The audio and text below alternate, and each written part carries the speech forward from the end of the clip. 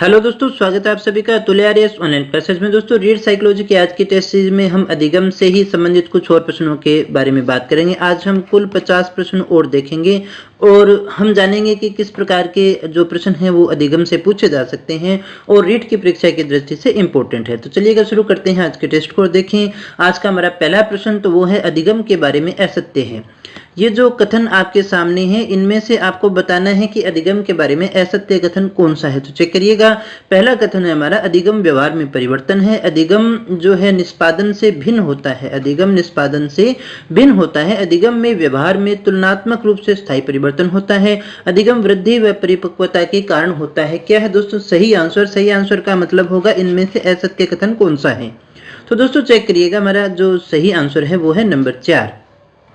ये क्या कह रहा है? अधिगम वृद्धि और परिपक्वता के कारण होता है। ये बात हमारी बिल्कुल गलत है, क्योंकि अधिगम परिपक्वता के कारण जो परिवर्तन होते हैं उन्हें हम अधिगम की श्रेणी में नहीं रखते हैं। व्यवहार में परिवर्तन होता है, निष्पादन से भिन्न होता है और तुलनात्मक रूप से हम इसे स्थायी परिवर्तन ही मानते हैं। दोस्तों, कौन सा अधिगम का संज्ञानात्मक सिद्धांत है? हमें इनमें से बताना है। प्रेक्षणात्मक है, प्राचीन अनुबंध है, क्रिया प्रसूत है या फिर अव्यक्त अधिगम है। इनमें से संज्ञानात्मक सिद्धांत कौन सा है दोस्तों? तो दोस्तों सही आंसर हमारा क्या है? सही आंसर है हमारा वो है नंबर 4, अव्यक्त अधिगम की श्रेणी में रखते हैं। दोस्तों अगले प्रश्न को देखिएगा। तीसरा हमारा प्रश्न है, निम्न में से कौन सा अधिगम का मुख्य नियम जो है थॉर्नडाइक के द्वारा प्रतिपादित नहीं किया गया? आपको याद होगा थॉर्नडाइक ने अधिगम के नियम दिए हैं, कुछ मुख्य नियम दिए और कुछ गौण नियम दिए। आपको यहाँ बताने हैं मुख्य नियम में से इनमें से कौन सा नियम है जो कि थॉर्नडाइक के द्वारा नहीं दिया गया है। दोस्तों क्या है हमारा सही आंसर? तो चेक करिएगा। सही आंसर हमारा क्या है? तत्परता का नियम है, बहुअनुक्रिया का नियम है, अभ्यास का नियम है या फिर प्रभाव का नियम।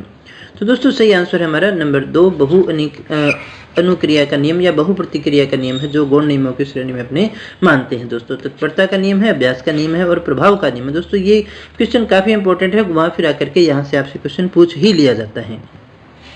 अधिगम है क्या है? जो कुछ हम जानते हैं वह कुछ अधिगम किया हुआ है। व्यवहार, ज्ञान और कौशल पर तुलनात्मक स्थायी प्रभाव है। प्रत्यक्ष रूप से अवलोकन और मापन योग्य है। विशिष्ट आयु स्तर तक सीमित है। अधिगम आपको बताना है इनमें से क्या है। दोस्तों क्या है सही आंसर? तो चेक करिएगा, वो है हमारा नंबर 2। व्यवहार, ज्ञान और कौशल पर तुलनात्मक जो स्थायी प्रभाव है उसे ही हम मानते हैं। जो कुछ हम जानते हैं, जो कुछ है परिपक्वता के कारण भी होता है, मापन योग्य नहीं होता, विशिष्ट आयु तक नहीं होता, क्योंकि जीवन पर्यंत ये चलता रहता है। दोस्तों आई होप आप इस बात को समझ गए होंगे। शंकु का पृष्ठीय क्षेत्रफल ज्ञात करना सीखने के बाद एक बालक जो है वो शंकु आकार का तंबू बनाने के लिए आवश्यक कपड़े का मापन ज्ञात करने में समर्थ होता है। उसके अधिगम की प्रक्रिया जो है किसका दृष्टांत है? शास्त्रीय अनुकूलन का, क्रिया प्रसूत का, संबंधवाद का या फिर अधिगम का स्थानांतर। हमने कहा एक जो बालक है उसने शंकु का जो आकृति होता है उसका पृष्ठीय क्षेत्रफल निकालना सीखा, उसके बाद में उसको उसी आकार का एक तंबू बनाना था, उसके लिए जो कपड़ा चाहिए उसका मापन वो कर लेता है। तो आपको बताना है किसका दृष्टांत। तो दोस्तों सही आंसर हमारा वो है नंबर 4, ये अधिगम का स्थानांतरण होता है। कौन सा होगा? पॉजिटिव होगा या नेगेटिव होगा? दोस्तों कमेंट करके बताइएगा और चेक भी कर लीजिएगा कौन सा होगा। काम में आ रहा है तो ये सकारात्मक होगा। दोस्तों छठे प्रश्न को देखिएगा, किसके अनुसार प्रेरणा जो है सीखने के लिए राजमार्ग है? देखिएगा अभी प्रेरणा जो है सीखने के लिए प्राण तत्व है, सबसे ज्यादा जरूरी है। अभी प्रेरणा के बिना हम नहीं सीख सकते हैं, क्योंकि माना यह जाता है कि आप बच्चे को शिक्षक के पास ले जा सकते हैं, क्लास में बैठा सकते हैं, बिल्कुल उसी प्रकार जिस प्रकार से घोड़ी को पानी तक तो ले जा सकते हैं, उसको पिला नहीं सकते जब तक वो पीना न चाहे, उसी तरह से बालक को भी हम नहीं पढ़ा सकते हैं। ये कहने वाले थे स्किनर, गेट्स, शेफर या फिर थॉमसन। कौन थे दोस्तों? तो दोस्तों चेक करिएगा, सही आंसर हमारा वो है नंबर 1, ये कहने वाले थे स्किनर। स्किनर के लिए अभिप्रेरणा का बहुत बड़ा स्थान था। सिगमंड फ्रॉयड जनक माने जाते हैं प्रेरणा के सिद्धांत के, मनोविश्लेषण सिद्धांत के, समानता के सिद्धांत के या फिर समानता के सिद्धांत के। आई होप ये क्वेश्चन आप सभी का सही ही होगा दोस्तों, क्योंकि काफी समय से इस क्वेश्चन को आप पढ़ रहे हैं। सिगमंड फ्रॉयड जहां है तो वहां पर मनोविश्लेषणवाद आता ही है। तो सही आंसर क्या होगा? हमारा नंबर 2 होगा। दोस्तों अगले प्रश्न को देखिएगा, सर्वप्रथम सीखने के नियमों की खोज की थी, किसने की थी? पावलोव ने, हल ने, थॉर्नडाइक ने या फिर कोहलर ने। हमने कहा सीखने के जो नियम है, सीखने के सिद्धांत बहुत लोगों के द्वारा दिए गए, सीखने के नियम कम दिए गए हैं। तो आपको बताना है सीखने के नियमों की जो खोज है वो किसने की थी। दोस्तों सही आंसर है हमारा 3। अभी हमने इससे संबंधित एक प्रश्न देखा भी था। मुख्य नियम दिए और इसने कौन से नियम दिए थे? गौण नियम दिए थे, 2 प्रकार के नियम दिए थे। इनमें से कौन सा सिद्धांत अधिगम के व्यवहारवादी सिद्धांतों में शामिल नहीं है? व्यवहारवादियों में शामिल नहीं है, कौन सा नहीं है? क्षेत्र सिद्धांत, क्रिया प्रसूत अनुक्रिया का सिद्धांत, त्रुटि और प्रयास का सिद्धांत, शास्त्रीय अनुबंधन का सिद्धांत। कौन सा है दोस्तों सही आंसर? दोस्तों जो SR से नहीं चलता यानी स्टिमुलस और जो रिस्पॉन्स है यानी उद्दीपक अनुक्रिया जिसमें नहीं आती है दोस्तों, क्या है दोस्तों सही आंसर? तो चेक करिएगा, वो हमारा नंबर 1 क्षेत्र सिद्धांत है। दोस्तों ये सारे सिद्धांत, सारे टॉपिक, रीड का पूरा सिलेबस आपको करवा दिया गया है। प्लेलिस्ट का लिंक आपको डिस्क्रिप्शन में मिल जाएगा, वहां जाकर के आप पूरा सिलेबस अच्छे से पढ़ सकते हैं। 44 कुल वीडियो है, लगभग आपका 30 घंटे के आसपास में सारा सिलेबस आराम से कंप्लीट हो जाएगा दोस्तों। अगर आपने अभी तक नहीं देखे हैं तो उन वीडियोज़ को देख के अपना सिलेबस पूरा कर सकते हैं। आगे देखिएगा, अगले प्रश्न को देखिए हम। स्किनर का अधिगम सिद्धांत, स्किनर का अधिगम सिद्धांत मुख्यतः प्रयोगशाला प्रयोगों पर आधारित था, जबकि हल का सिद्धांत किस पर आधारित था आपको बताना है। प्रयोगशाला से बाहर किए गए प्रयोग पर, सामाजिक अधिगम पर, परिकल्पनाओं पर या फिर गणितीय गणनाओं पर। हमने कहा स्किनर का जो प्रयोग था वो प्रयोगशाला प्रयोगों पर था, जबकि हल का सिद्धांत किस पर आधारित था। तो दोस्तों चेक करिएगा, सही आंसर हमारा वो है नंबर 4, गणितीय गणनाओं पर आधारित था। 11वें प्रश्न को देखिएगा, सीखने का वक्र। हमने पिछले टेस्ट में देखा भी था, ये सीखने का वक्र होता है जब हम किसी भी सीखने की गति, मात्रा, प्रगति को ग्राफ पर प्रदर्शित करते हैं। तो उसी से संबंधित ये प्रश्न है, सीखने के वक्र अभ्यास द्वारा सीखने की मात्रा, गति और प्रगति की सीमा को ग्राफ पर प्रदर्शित करते हैं। ये जो परिभाषा है सीखने के वक्र की, ये किसके द्वारा दी गई है? मैकडोगल के द्वारा और रोस के द्वारा, एबिंगहास के द्वारा या फिर ML बिगी के द्वारा? किसके द्वारा दी गई है दोस्तों? क्या है सही आंसर? तो चेक करिएगा दोस्तों, वो है हमारा नंबर 3, एबिंगहास। स्मृति से संबंधित इन्होंने काफी कार्य किया था। 12वें प्रश्न को देखिएगा, अनुकूलित अनुक्रिया सिद्धांत किसके अनुकूलन पर बल देता है? तर्क के, व्यवहार के, चिंतन के या फिर अभिप्रेरणा के? अनुकूलित अनुक्रिया का सिद्धांत जो कि पावलोव के द्वारा दिया गया था दोस्तों, आपको बताना है ये किसके अनुकूलन पर बल देता है दोस्तों? तर्क का, व्यवहार का, चिंतन का या अभिप्रेरणा का? तो चेक करिएगा, सही आंसर हमारा वो है नंबर 2, व्यवहार के अनुकूलन पर बल देता है दोस्तों। यानी क्रिया के फलस्वरूप उद्दीपक के फलस्वरूप जो व्यवहार किया जाता है उसका आपस में अनुकूलन। क्रिया प्रसूत अनुबंधन का दूसरा नाम क्या है? समीपस्थ अनुबंधन, नैमित्तिक अनुबंधन, प्राचीन अनुबंधन या फिर चिन्ह अनुबंधन? क्रिया प्रसूत अनुबंधन का दूसरा नाम क्या है दोस्तों? क्या है सही आंसर? तो चेक करिएगा, वो हमारा नंबर 2, इसे हम नैमित्तिक अनुबंधन भी कहते हैं दोस्तों। इस प्रकार के क्वेश्चन भी पूछे गए हैं। नाम तो आपको किताब में या फिर आपको नोट्स के अंदर बहुत सारे नाम मिलेंगे। एक जो सिद्धांत हमारा उसके कई अन्य उपनाम भी होते हैं, वो भी आपको अच्छे से देखने होंगे क्योंकि इस प्रकार के प्रश्न आपसे पूछे गए हैं। अगले प्रश्न को देखिएगा, निम्न में से कौन सी अधिगम की एक विशेषता नहीं है? कौन सी नहीं है?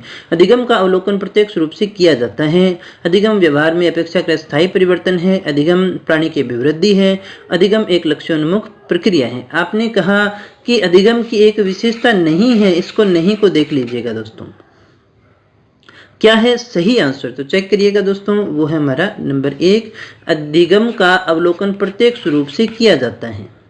प्रत्यक्ष रूप से अधिगम का अवलोकन नहीं किया जा सकता है दोस्तों, इसलिए ये हमारा सही नहीं है, ये कथन हमारा गलत है, बाकी तीनों सही हैं। अगले प्रश्न को देखिएगा, जो संबंध स्किनर का चूहों से एवं थार्नडाइक का विधियों से था वही संबंध कोहलर का था। यहाँ पर बिल्लियां देखिएगा दोस्तों ना। चलिएगा, आप प्रश्न की भाषा को समझ गए होंगे। कुत्तों से संबंधित था, मुर्गियों से संबंधित था, बंदरों से? कुल मिलाकर के ये पूछा जा रहा है कि कोहलर ने किस पे प्रयोग किए थे दोस्तों। सीधी सी बात तो यही रह गई कि कोहलर ने किस पे प्रयोग किए थे दोस्तों। तो बताइएगा सही आंसर क्या है हमारा? तो सही आंसर हमारा वो है नंबर 4, चिंपैंजी या वनमानुषों पर इन्होंने प्रयोग किए थे और उस वनमानुष का नाम था सुल्तान, जिसपे इन्होंने प्रयोग किए थे। अगले प्रश्न देखिएगा, समस्या समाधान में लक्ष्य प्रवणता के संप्रत्यय को किसने प्रस्तावित किया था? हल ने, कैंडलर ने, कोहलर ने या फिर ब्रिक ने? लक्ष्य प्रवणता का जो सिद्धांत है संप्रत्यय वो किसने दिया था दोस्तों? सही आंसर हमारा चेक करिएगा, वो है नंबर 1, हल के द्वारा। अगले प्रश्न को देखिएगा, स्किनर बॉक्स का प्रयोग किया जाता है शाब्दिक अधिगम के लिए, क्रिया प्रसूत अनुबंधन के लिए, आकस्मिक अधिगम के लिए या फिर बालक अधिगम के लिए? किसके लिए स्किनर बॉक्स का प्रयोग किया जाता है दोस्तों? तो दोस्तों सही आंसर हमारा वो है नंबर 2, क्रिया प्रसूत अनुबंधन का सिद्धांत इन्होंने दिया था, उसी से ये संबंधित है। सीखने की प्रक्रिया एवं सूझ की दृष्टि से निम्न में से कौन सी विशेषता गेस्टाल्ट मनोवैज्ञानिकों द्वारा निर्धारित नहीं की गई है दोस्तों, इसको ध्यान में देखिएगा। अधिगम प्रक्रिया यंत्रवत होती है, अधिगम की प्रक्रिया लगभग स्थायी है, सूझ के लिए समस्यात्मक स्थिति का होना आवश्यक है, या फिर अधिगम की प्रकृति संज्ञानात्मक होती है। कौन सी निर्धारित नहीं की गई है दोस्तों, हमें ये बताना है। तो दोस्तों चेक करिएगा, सही आंसर हमारा वो है नंबर 2, अधिगम की प्रक्रिया या प्रकृति लगभग स्थायी है, ये नहीं है, बाकी सही किया गया है दोस्तों। अगले प्रश्न को देखिएगा, कौन सी अधिगम की सही विशेषता नहीं है। अधिगम की विशेषताओं को आपको अच्छे से पढ़ना होगा, यहाँ से व्यवहारिक प्रश्न आपसे पूछे जाते हैं। ये 4 विशेषताएं हैं और इनमें से आपको बताना है कौन सी विशेषता नहीं है। अधिगम प्रक्रिया सदैव ही उद्देश्यपूर्ण होती है, अनुभव और इन पर आधारित होती है, मूल प्रति प्रत्यक्षेपी क्रिया की वजह से व्यवहार में आया परिवर्तन अधिगम है, अधिगम कोई परिणाम न होकर एक प्रक्रिया है। दोस्तों क्या है सही आंसर? आई होप आपने अच्छे से सारे ऑप्शन पढ़ लिए होंगे, तो आप काफ़ी इंटेलिजेंट हैं। तो दोस्तों सही आंसर चेक करिएगा, सही आंसर हमारा वो है नंबर 3। मूल प्रवृत्ति पर आधारित जो व्यवहार होता है, प्रतिक्षेपी क्रियाओं पर जो होता है, वो जो अधिगम की श्रेणी में नहीं आता है। मूल प्रवृत्तियों तो बचपन से ही होती है, उसने कुछ सीखा नहीं है। एक बात को याद रखिएगा, अधिगम है क्या? सीखा हुआ व्यवहार है। इस शब्द को आप याद रखिएगा, सीखा हुआ जो व्यवहार है वो सारा का सारा इसी श्रेणी में आता है दोस्तों। आगे चलिएगा, अगले प्रश्न को देखें। तो निम्न में से कौन सा कथन गलत है? इनमें से आपको बताना है कौन सा कथन गलत है। अधिगम एक समायोजन है, अधिगम सार्वभौमिक है, अधिगम हमेशा प्रेक्षणीय या फिर अवलोकनीय होता है, अधिगम का परिणाम व्यवहार में परिवर्तन होता है। आपको यहाँ ध्यान दीजिएगा, गलत कथन का चयन करना है। तो आई होप पढ़ लिए होंगे ऑप्शन। तो देखिएगा सही आंसर हमारा वो है नंबर 3, ये सही नहीं है, अवलोकनीय नहीं है, हमेशा हम अधिगम को नहीं देख सकते हैं।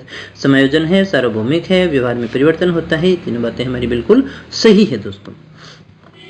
निम्न में से कौन सा अभिक्रमित अनुदेशन के आधारभूत सिद्धांतों से संबंधित नहीं है, वो बताना है दोस्तों। लघु पदों का सिद्धांत, अध्यापक मूल्यांकन का सिद्धांत, सक्रिय अनुक्रिया का सिद्धांत या तात्कालिक पुनर्बलन का सिद्धांत। हमें बताना है कौन सा अभिक्रमित अनुदेशन के आधारभूत सिद्धांतों से संबंधित नहीं है दोस्तों। तो दोस्तों सही आंसर हमारा वो है नंबर 2, अध्यापक मूल्यांकन का सिद्धांत नहीं है। इसमें जो है छोटे छोटे टुकड़ों में बांटा जाता है, सक्रिय अनुक्रिया होती है, और तात्कालिक पुनर्बलन ये तो इसका आधार ही है, मूल आधार ही अपने इसको मान करके चलते हैं। ये दोनों तो इसके मूल आधार ही हैं दोस्तों। कोहलर यह सिद्ध करना चाहता था कि सीखना क्या है? एक ऐसी स्थिति है जिसमें व्यक्ति पशु से श्रेष्ठ है, स्वायत्त यादृच्छिक क्रिया है, संज्ञानात्मक कार्य है, या फिर परिस्थिति के विभिन्न अंगों का प्रत्यक्षीकरण है। कोहलर यह सिद्ध करना चाहता था कि सीखना क्या है दोस्तों। तो चेक करिएगा, सही आंसर है हमारा नंबर 3 कि सीखना क्या है? एक संज्ञानात्मक कार्य है दोस्तों, यानी सूझ का विषय है। सीखने की वह अवधि जब सीखने की प्रक्रिया में कोई उन्नति नहीं होती क्या कहलाता है? सीखने का वक्र, सीखने का पठार, स्मृति या फिर अवधान। देखिएगा क्या कहा हमने, सीखने की वह अवधि। मान लीजिएगा ये समय और जो है सीखने को अपने इस तरह से ग्राफ में प्रकट करे, इस प्रकार से सीखना शुरू किया और इस प्रकार से फिर एक समय आकर के बंद हो जाता है, फिर ऐसे बढ़ भी सकता है और ऐसे घट भी सकता है दोस्तों। तो ये जो आया यहाँ पर सिर्फ टाइम जो है वो बढ़ रहा है, लेकिन सीखना जो है वो नहीं बढ़ रहा है, वो उतना ही है दोस्तों। तो ये क्या कहलाता है? सही आंसर चेक करिएगा, वो हमारा सीखने का पठार। ये देखिएगा पठार के जैसी आकृति, अगर आप वैसे भी देखते तो यही आंसर होना चाहिए था।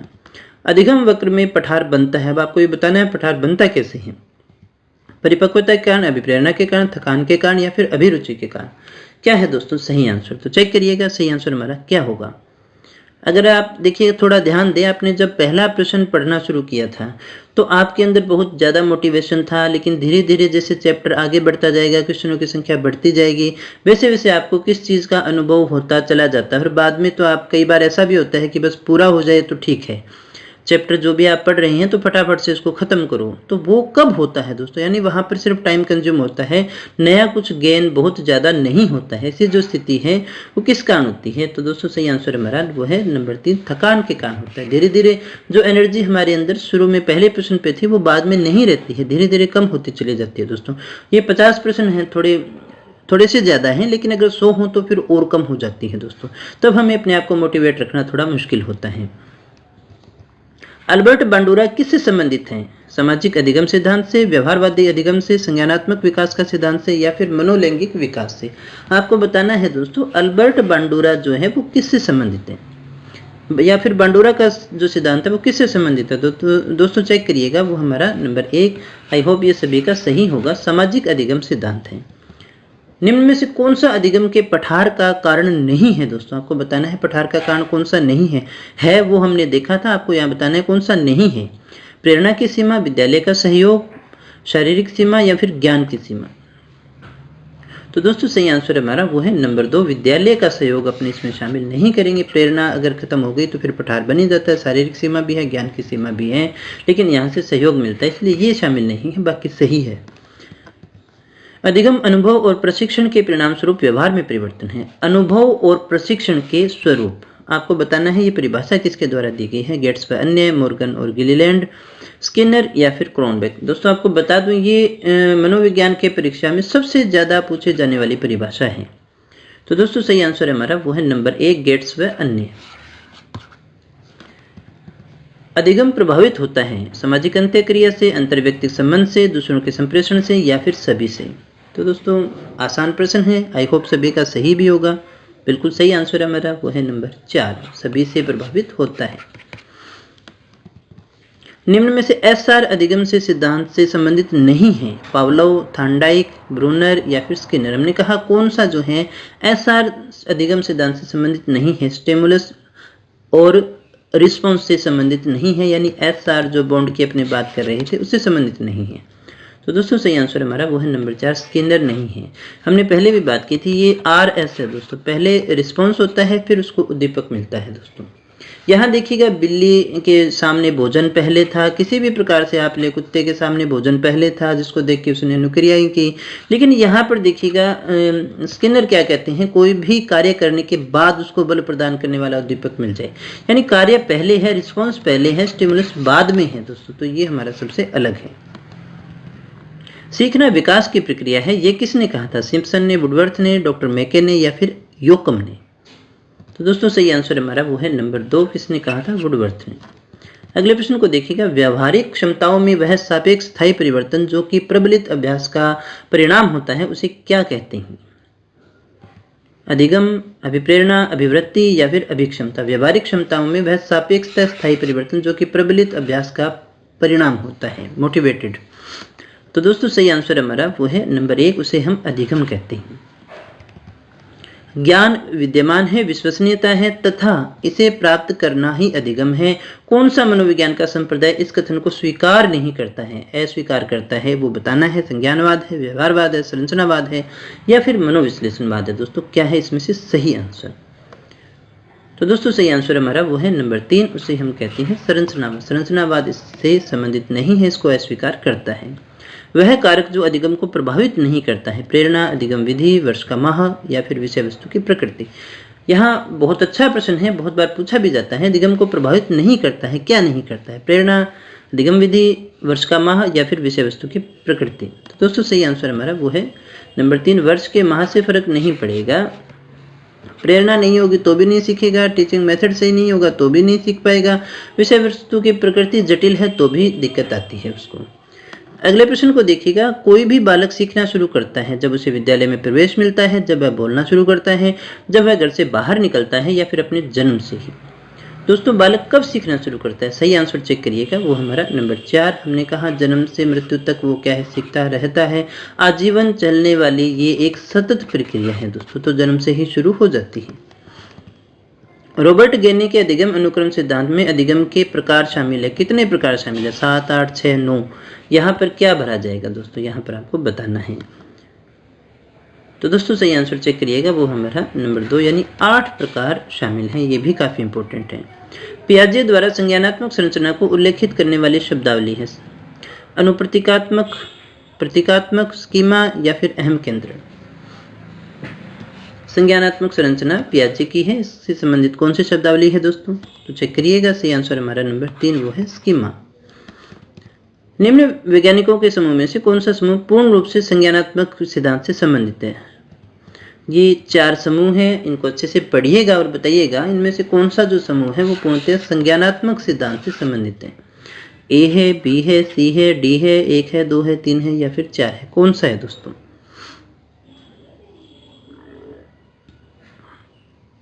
तो दोस्तों मेरा जो सही आंसर है वो है नंबर 2, वर्दिमर, कोहलर और पियाजे। अगले प्रश्न को देखिएगा, आदत, ज्ञान और अभिवृत्तियों का अर्जन कहलाता है अनुदेशन, शिक्षण, अधिगम या फिर प्रशिक्षण। आसान प्रश्न है, अच्छा प्रश्न भी है। क्या होगा सही आंसर दोस्तों, चेक करिएगा, वो हमारा नंबर 3 अधिगम। आदतें, ज्ञान, अभिवृत्तियों को अर्जित करने की प्रक्रिया ही अधिगम है। अब उसी लाइन को हमने परिभाषा के रूप में देखा, ये किसने कहा, थॉर्नडाइक ने, पॉलो ने, क्रो एंड क्रो ने या फिर कोहलर ने। किसने कही थी ये परिभाषा दोस्तों, तो सही आंसर हमारा वो है नंबर 3, क्रो एंड क्रो के द्वारा कही गई है। निम्न में से कौन सा सीखने की प्रक्रिया का परिणाम नहीं है दोस्तों, अभिवृत्ति है, संकल्पना है, ज्ञान है या फिर परिपक्वता है। क्या है दोस्तों हमारा सही आंसर, सीखने की प्रक्रिया का परिणाम नहीं है वो हमें बताना है दोस्तों। सही आंसर हमारा वो है नंबर 4, मैच्योरिटी, परिपक्वता नहीं है, सीखने से अभिवृत्ति बदलती है, एक संकल्पनाएं बनती हैं, ज्ञान आता है दोस्तों, ये सही नहीं है। अर्थपूर्ण शाब्दिक अधिगम किसके द्वारा समझाया गया, रॉबर्ट केने, जीन पियाजे, ब्रूनर या फिर डेविड आशुबेल। अर्थपूर्ण शाब्दिक अधिगम, फिर से दोहरा रहा हूं दोस्तों, ये सारे मैटर आपको करवाया गया है, आप अच्छे से उसको देख करके समझ सकते हैं। प्लेलिस्ट का लिंक आपको डिस्क्रिप्शन में मिल जाएगा, किसी प्रकार की कोई समस्या नहीं है दोस्तों। तो बताइएगा सही आंसर, चेक करिएगा, नंबर 4 कौन सा है, डेविड आशुबेल। गेने के अनुसार अधिगम का उच्चतम स्तर होता है, अधिगम का उच्चतम स्तर कौन सा है, श्रृंखला, शाब्दिक साहचर्य, उद्दीपन, अनुक्रिया अधिगम या फिर समस्या समाधान। कौन सा है दोस्तों जिसपे सबसे अच्छे ढंग से सीखता है, सबसे ज़्यादा सीखता है, सबसे लंबे समय तक स्थायी रहता है। तो दोस्तों सही आंसर हमारा वो है नंबर 4, जो 8 थे उसी में से पहला है ये। अगले प्रश्न को देखिएगा, व्यवहारवाद पर आधारित अधिगम सिद्धांतवादी इस विश्वास को मानते हैं कि बालक स्वाभाविक अधिगम करता है, वातावरण व्यक्ति को बदल सकता है, सभी प्रकार का व्यवहार सीखा जा सकता है, प्रत्येक व्यक्ति सब कुछ सीख सकता है। कौन सा है दोस्तों सही आंसर, आई होप आपने ऑप्शन भी पढ़ लिए होंगे, तो अपना आंसर चेक कर लीजिएगा, वो है नंबर 3, सभी प्रकार का व्यवहार सीखा जा सकता है। एक बालक पहाड़े सीखकर उसका उपयोग जो है गुणा भाग करने में करता है, ये भी अधिगम का स्थानांतरण आपको बताना है किस प्रकार का है। यहाँ सकारात्मक नकारात्मक की बात नहीं हो रही, मानसिक और शारीरिक की बात हो रही है। मानसिक से शारीरिक है, शारीरिक से शारीरिक है, मानसिक से मानसिक है या फिर शारीरिक से मानसिक है दोस्तों। क्या है हमारा सही आंसर, तो चेक करिएगा दोस्तों, सही आंसर हमारा वो है नंबर 3, ये है मानसिक से मानसिक। अगले प्रश्न को देखिएगा, शिक्षण क्रियाओं की एक विधि है जो सीखने की उत्सुकता जागृत करती है, कथन को कहने वाले हैं क्रो एंड क्रो, बियोस्मिथ, क्रोनबेक या फिर हिलगार्ड। शिक्षण क्रियाओं की एक विधि, शिक्षण क्या है, शिक्षण क्रियाओं की एक विधि है जो सीखने की उत्सुकता जागृत करती है, यह कथन को कहने वाले हैं। तो चेक करिएगा दोस्तों, सही आंसर हमारा B.O. स्मिथ। अगले प्रश्न को देखिएगा, बच्चे किस प्रकार से सीखते हैं, नीचे दिए गए कथनों में से कौन सा इस प्रश्न के विषय में सही नहीं है, आपको बताना है। बच्चे तब सीखते हैं जब वे संज्ञानात्मक रूप से तैयार होते हैं, बच्चे अनेक प्रकार से सीखते हैं, बच्चे सीखते हैं क्योंकि वे स्वाभाविक रूप से प्रेरित हैं, बच्चे केवल कक्षा में सीखते हैं। जो सही नहीं है वो बताना है दोस्तों आपको। तो दोस्तों सही आंसर क्या है, ऑप्शन अच्छे से पढ़ लिए हो तो चेक कर लीजिएगा, नंबर 4 है, बच्चे केवल कक्षा में सीखते हैं, ये सही नहीं है, बच्चे तो हर जगह सीखते रहते हैं दोस्तों। बाकी हमारे कथन सही हैं, ये तीनों ही सही हैं। निम्न में से किस कारक का सीखने पर सबसे कम प्रभाव पड़ता है, हमें बताना है सबसे कम प्रभाव किसका पड़ेगा। सीखने पर प्रभाव तो पड़ता है थकान का, आयु का, रोग का या फिर लिंग भेद का। तो दोस्तों सही आंसर हमारा वो है नंबर 4, लिंग भेद का जो है सबसे कम प्रभाव पड़ता है, पुरुष या स्त्री होने से फर्क नहीं पड़ता है। वुडवर्थ के अनुसार सीखना है क्या है दोस्तों, व्यवहार में परिमार्जन, नवीन ज्ञान प्राप्त करना, व्यवहार में परिवर्तन या फिर विकास का प्रक्रम। क्या है दोस्तों सही आंसर, वुडवर्थ के अनुसार सीखना निम्न में से क्या है, तो चेक करिएगा, सही आंसर हमारा नंबर 2 है, नवीन ज्ञान प्राप्त करना ही अधिगम है वुडवर्थ के अनुसार। अधिगम किसके बिना संभव नहीं है दोस्तों, किसके बिना अधिगम संभव ही नहीं है, आपको बताना है। प्रेरणा, शिक्षक, पाठ्यपुस्तक और निर्देशन। तो दोस्तों कल्पना करके देखिएगा, एक स्टूडेंट है, उसके पास में शिक्षक भी है, पाठ्यपुस्तक भी है, निर्देशन भी है, लेकिन वो कब नहीं पढ़ सकता, जब तक उसके पास में क्या नहीं है, अभी प्रेरणा, जब तक वो पढ़ना नहीं चाहता, मोटिवेटेड नहीं है, तब तक वो नहीं पढ़ता। तो सही आंसर हमारा क्या होगा दोस्तों, इसमें से प्रेरणा होगा, ये सबसे जरूरी है, हमने पहले भी बात की थी, ये प्राण तत्व है सीखने का। अगले प्रश्न को देखिएगा, 50वां प्रश्न है आज का हमारा अंतिम प्रश्न। निम्न में से कौन सा कथन अधिगम की प्रकृति को सही प्रकार से निर्देशित करता है। सही प्रकार से। अधिगम एक प्रक्रिया है, उत्पाद है, कभी उत्पाद कभी प्रक्रिया है, प्रक्रिया और उत्पाद दोनों है दोस्तों। क्या है सही आंसर? तो दोस्तों सही आंसर हमारा नंबर 4, अधिगम प्रक्रिया भी है और उत्पाद भी है, दोनों ही माने जाते हैं। डिफाइन करें तो यही आंसर हमारा सबसे ज़्यादा सही निकलेगा। दोस्तों इसके अलावा मैं आपको एक बात और बता देता हूँ कि अभी आप जो सुन रही होंगे कि रीट की जो नई भर्ती आने वाली है, जिसका एग्ज़ाम 25 को होगा, 25 अप्रैल को निर्धारित किया गया है, उसमें राजस्थान को ऐड किया जाएगा। तो पहली बात तो राजस्थान तो पहले से ही ऐड है, लेकिन राजस्थान को और बढ़ाया जाएगा, इतना ही कहा गया है। अन्य किसी सिलेबस में परिवर्तन की बात नहीं की गई है दोस्तों। तो थोड़ा सा राजस्थान आपको ज़्यादा पढ़ना पड़ेगा, लेकिन आपको किसी प्रकार की चिंता करने की आवश्यकता नहीं है। जो भी मैटर बढ़ेगा वो आपको अलग से करवा दिया जाएगा। बाकी सिलेबस तो आप कर ही चुके हो राजस्थान का। फर्स्ट लेवल, सेकंड लेवल सभी के लिए राजस्थान जोड़ा जा रहा है दोस्तों, इसको थोड़ा ध्यान दीजिएगा। बाकी तो विज्ञप्ति आएगी 2-4 दिनों में, तभी अपने को पता चल पाएगा। तो दोस्तों ये थे आज के प्रश्न। अगर आपको अच्छा लगा हो ये हमारा प्रयास तो वीडियो को लाइक कर दिया करो, दोस्तों के साथ में शेयर जरूर करना ताकि उन्हें भी लाभ हो सके। और अभी तक चैनल को सब्सक्राइब नहीं किया है तो कर लेना दोस्तों, तो क्योंकि इस तरह के क्वालिटी एजुकेशन वीडियो केवल आपको यहीं पर मिलने वाले हैं। तो दोस्तों मिलते हैं कल के टेस्ट में कुछ और नए प्रश्नों के साथ, कुछ और नई जानकारी के साथ। तो बने रहे हमारे साथ। Thank you very much.